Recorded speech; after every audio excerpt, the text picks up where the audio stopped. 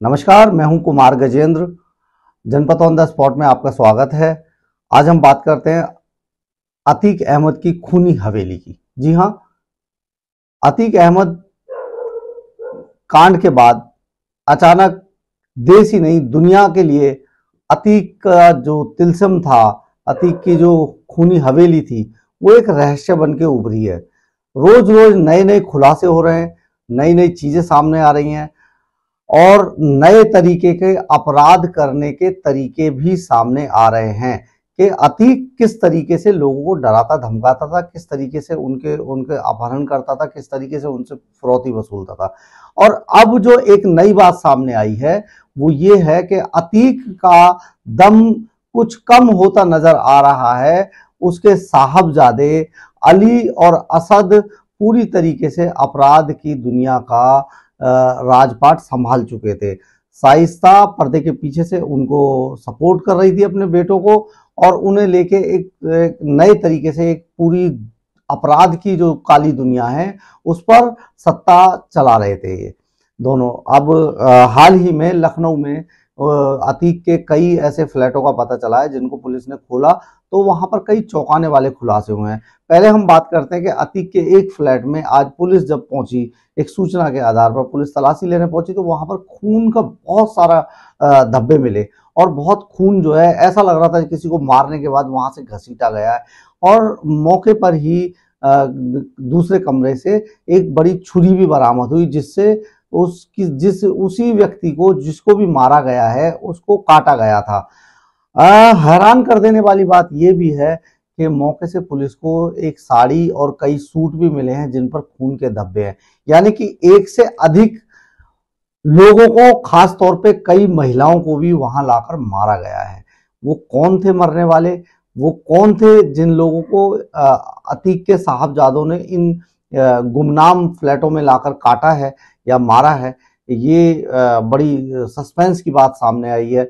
और पुलिस के लिए अब ये चुनौती भी होगा क्योंकि असद मारा जा चुका है और अली अभी जेल में है, दूसरे लोग भी अभी जेल में हैं, और इसके अलावा अशरफ और अतीक को मार दिया गया है, यानी कि वो भी मारे जा चुके हैं।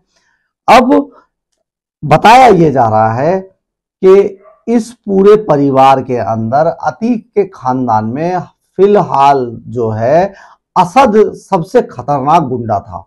सबसे खतरनाक गुंडा था असद। असद ही पूरे गैंग की कमान संभाले हुए था। असद ही मारने के लिए जगह जगह पहुंचता था और असद ही किडनैपिंग कराता था। कई वीडियो भी पुलिस ने ऐसे निकाले हैं जिनमें कई अज्ञात लोगों को लाकर, जिनके बारे में पुलिस पता लगा रही है, उनको लाकर यहाँ इन फ्लैटों पर मारा गया और उनके बाकायदा वीडियो बनाए गए।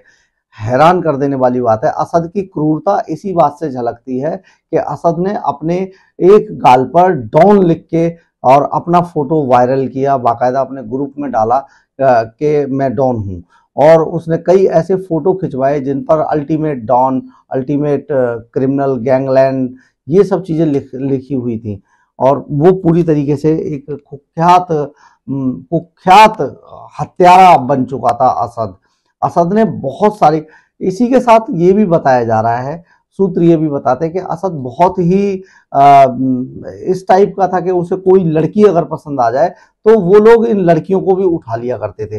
अब उठाने के बाद उन लड़कियों का, उन महिलाओं का क्या हुआ, वो कहाँ गई, उन्होंने कंप्लेंट दर्ज कराई नहीं कराई, ये तो जांच के बाद ही पता लगेगा क्योंकि पुलिस हर एंगल पे जांच करे। लेकिन पुलिस को ये भी जांच करानी चाहिए, उत्तर प्रदेश पुलिस को ये भी जांच करानी चाहिए कि जितने भी लोग किसी भी समय पर अतीक, अशरफ या फिर असद, अली, इन लोगों के गैंग की वजह से गायब हुए थे और उन्हें ये शक था कि अतीक या उसके गैंग के लोगों ने उन्हें मार दिया है, तो उन लोगों के बारे में भी पुलिस को जांच करनी चाहिए और उन लोगों के परिजनों को पुलिस को अपने पास बुलाना चाहिए। जिस तरीके से प्रॉपर्टी छानबीन की जा रही है उस तरीके से ऐसे लोगों की भी छानबीन की जानी चाहिए जिनको असद, अतीक या अशरफ जैसे लोगों ने, अली जैसे लोगों ने मार के फेंक दिया या उनको गायब कर दिया था। और इसी के साथ ये भी बताया जा रहा है कि असद इतना कुख्यात बदमाश था, इतना कुख्यात हत्यारा था कि कई बार वो लोगों को सरेआम छुरी से ही काट दिया करता था।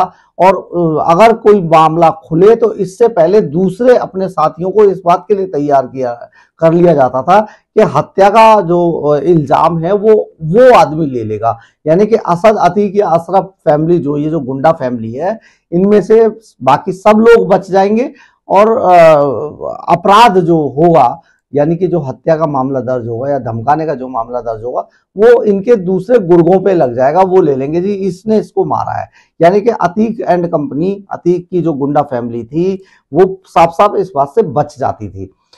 तो अब करना ये चाहिए कि पुलिस को ऐसे लोगों की भी तलाश करनी चाहिए जो अचानक ही गायब हो गए और जिनके बारे में कोई पता नहीं चला, 10-20 साल से वो गायब हैं, और उनके परिजनों को ये शक है कि अतीक या उसके गुर्गों ने उन लोगों को गायब कर दिया, मार के फेंक दिया था। अब एक हाल ही में एक वीडियो भी सामने आया है।